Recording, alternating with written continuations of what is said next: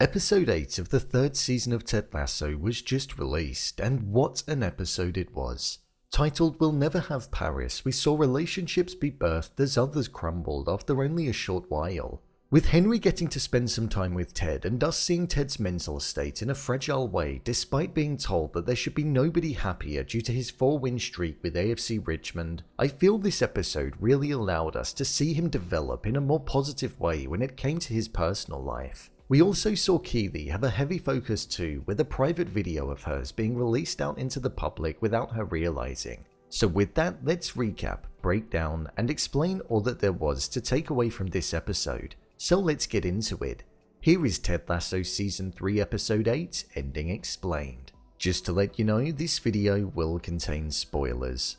This episode finished off in the most perfect way possible, tying back into what was said at the start of it, highlighting that something shouldn't be worried about until it's actually happened, because you never know, it might not. We saw Ted spend a lot of his time worrying about the fact that Michelle and Dr. Jacob were going on a romantic break to Paris, and Ted believed that they were going to be getting engaged whilst there, to the point where we saw that he wanted to hire a private investigator to see if it was going to happen. However, upon her return, we saw that he actually looked down at her finger and saw that there was no ring on it, showing that there was actually nothing to be worried about at all. Ted wants Michelle to be happy, as we heard when he was talking with Henry, but I feel he worries more about the fact that Dr. Jacob will be in Henry's life a lot more, and that he'll start to look up to Dr. Jacob more as a father, which was supported by the asking for the money for the machine, and both Ted and Dr. Jacob responded. But we saw at the end of the episode that it wasn't the case at all, with Henry saying that he only liked the Beatles because his father did, and also ignoring Dr. Jacob's fist bump as he entered the car. Something which even surprised Ted, instilling a bit more confidence in Ted and making him feel less insecure. We even got a smile on his face at the end as he walked off around his apartment, allowing him to feel that happiness that the pundits said that he should have been feeling at the start. It was a beautiful way for the episode to round off, and prior to that, with Hey Jude playing and it holding the meaning of having a positive outlook on a negative situation, being written for John Lennon's son being in the middle of his parents' separation, like we saw being mirrored with Henry and his mother and father, it represented the mood and tone perfectly. I think we're going to see a Ted that's more positive moving forward, having seen firsthand what his son actually thinks of him, and that Michelle isn't engaged just yet.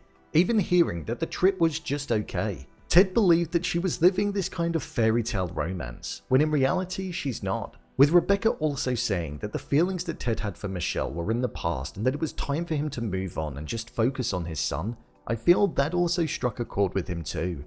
Nate had a great involvement in this episode. We saw that he was actually thriving in his relationship with Jade, and the episode finished off with them being together after not knowing if he was able to label them as a couple. We saw Ted, Henry and Coach Beard go to the West Ham game that was being played, and you got the sense that he liked the fact that they were there. It was a contrast to him being with Disco and Roger earlier on, the Diamond Dogs, compared to the Lovehounds which we saw crumble after only a few minutes. Even though Nate liked the fact that Ted was there, we still saw Rupert's hold that he had over Nate, and the fact that he couldn't stand up to him, as Rupert messaged Nate and said that he wouldn't allow Ted to attend a game again, when in reality it didn't bother Nate. He responded good and that he appreciated what Rupert was doing.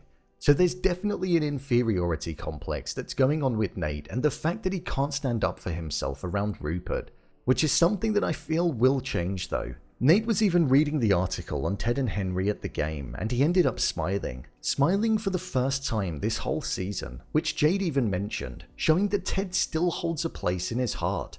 After all, he wanted to apologize to him in episode 4 but was stopped by Rupert, so it's definitely on the horizon. Keeley's story this week was centered around a private video being released online and her having to deal with the consequences and judgment that others put upon her.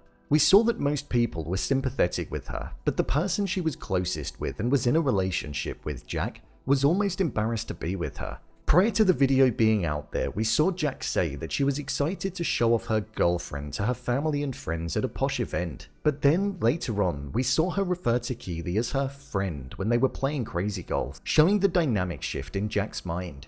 It ultimately finished with Jack walking out and saying that she didn't know if she would ever come back. I thought Roy was going to have his moment in this episode and be there to comfort Keeley, but in reality he wasn't at all.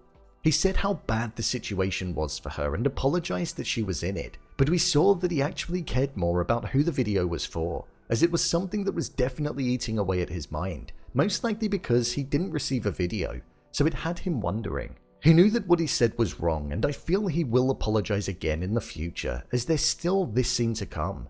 The biggest surprise though came from Jamie. Jamie has had such great character growth in this season, and this moment really summed it up. The video was taken from him, but he mentioned how he deleted it in the past. Jamie was the only person who showed a real sense of sympathy towards Keeley, and you could tell that it was exactly what she needed at that moment. I don't feel as though this is opening up a Keeley and Jamie relationship arc, as I feel it would be too obvious, but I think it's more about showing us the progression of Jamie and the fact that he's far different to how he was way back when the show first started. Overall review. I thought this episode was a really good one. Definitely one of my favorites from the season. I felt like this one really embodied everything that the show is about. It had football, real life issues, emotion, everything at stake, relationships ending and relationships beginning. It exhibited life, and it was an episode that had me feeling all sorts of things. Jamie and Keeley's moment was one of the standouts in my opinion for this episode. I was sucked into every word, and you could really feel the emotion that was present between both of them over the situation that occurred. The scene where we saw McAdoo take Colin's phone and most likely see that he's interested in men, not women, is something that looks as though it's going to continue on in the next episode, as the synopsis mentions that there's a bit of an atmosphere between the both of them. As per usual, the song choices for this episode were perfect, and the focus that we had in Ted's mind, with it starting with us looking at him feeling upset, sad, lonely, and like the world was going to end, with it then finishing with him feeling like there was hope and that happiness was on the horizon, and that his son wasn't drifting away, was the perfect way for it to conclude.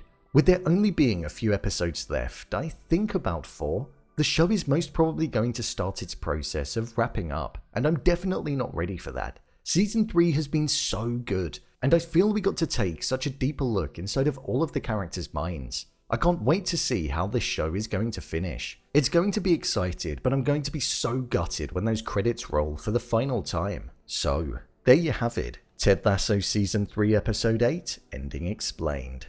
If you want to see more videos such as Endings Explained, theories and predictions, and character breakdowns, then click on the I button, or alternatively you can head over to my channel where you'll find them all. If you'd like to give me a show or movie that you'd like me to review, then head over to my Twitter, @brainpilot_, and tweet me what show or movie you'd like me to review next. And finally, if you'd like to see what I rate the latest movies that don't quite make the cut to getting a dedicated video, then head over to my Letterboxd profile. It's where I rate the latest releases in real time. What did you think of this episode? Leave a comment down below, and don't forget to subscribe. I'll see you next time.